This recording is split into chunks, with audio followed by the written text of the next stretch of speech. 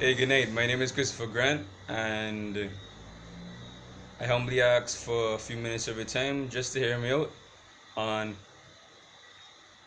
a few concerns of mine.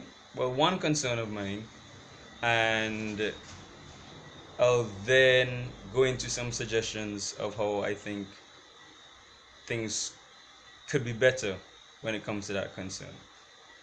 And I'm talking about crime and violence in St Vincent and Grenadines, which has taken a crazy rise in the past few months, and something has to be done, and it will be done. We will do something as a people. We will come together and do something, and it's not only for us now but our future generations, because if we don't nip this in the bud right now, who knows what could be our future.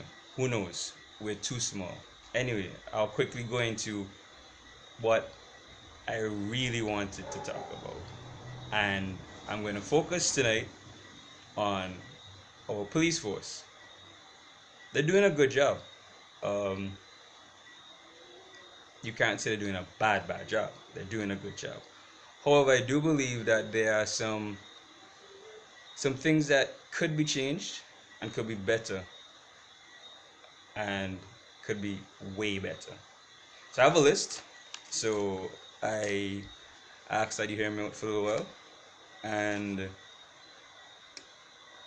I want to hear what your views are on these. I wrote them and I said we. So because these suggestions suggestions and observations are from what I've been hearing.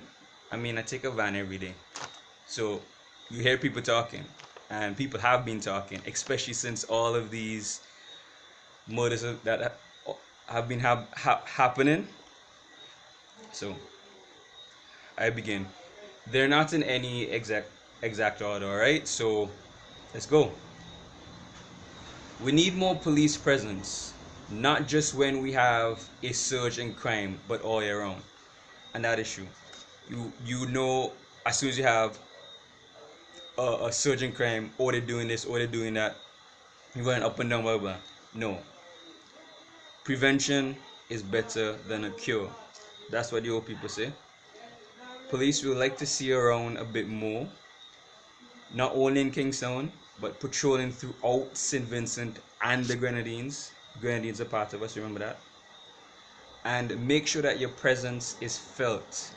And you don't have to be doing it at the same time. I mean, surprise us. Patrol 2 o'clock in the morning. But make sure that your presence is felt. And criminals would be less inclined to do anything because they would know that, look, police are around. Right? Next point.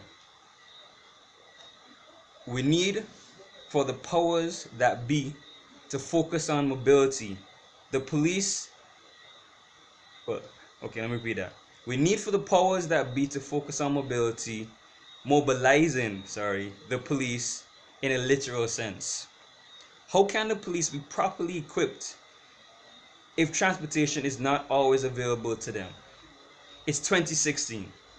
No more should we hear, I'm very sorry, but we can't come right now because of no transportation. And we're still hearing this. I've heard reports. I know of a case personally, good friend of mine, who their house got broken into. Called the police station. Police was like, very sorry, but we don't have transportation. So the person had to leave, go to the police station, pick up the police. Yes, I said that correctly. They had to leave, go to the police station, and pick up the police. Okay, they had to leave, go to the police station, and pick up the police. I'll let that soak in a bit.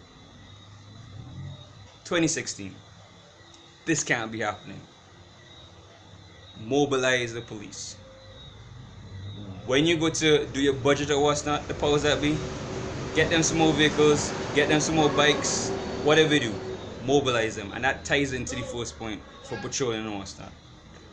You can't fight crime if you don't have transportation and proper transportation. Next one. At this point, it's something that is of major concern to me and a lot of people who are willing to help with the fight against crime, but are afraid of what could happen if they assist. You know what that is? It's one word: confidentiality. Here we go. We need our focus, our force, our police force, to see the need for increased confidentiality.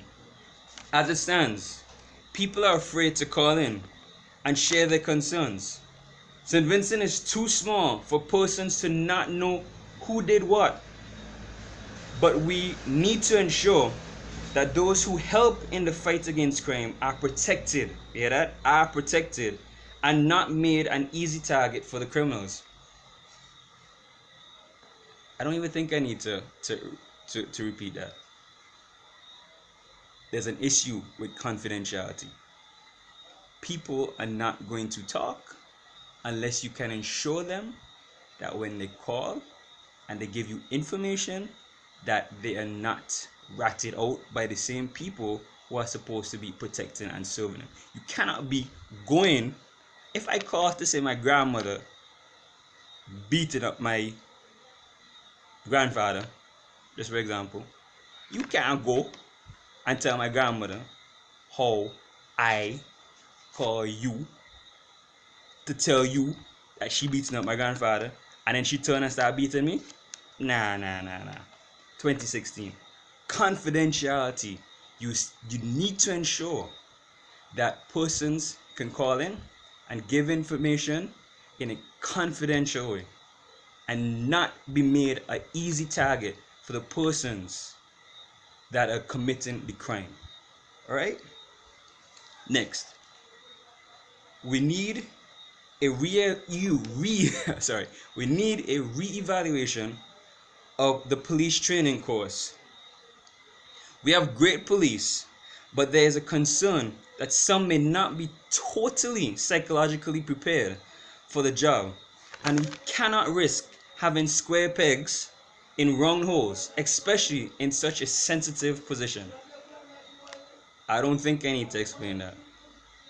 Psychological evaluations, if it's not done, do it and continuously do it, because concerns are some may not be too well, and there may be some who join the force to get back at other people, and that in itself means that they're not too well, because you can't be taking grudges into a police force when your job is to protect and serve all man.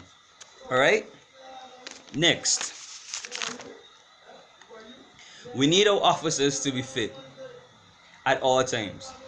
Now, this one,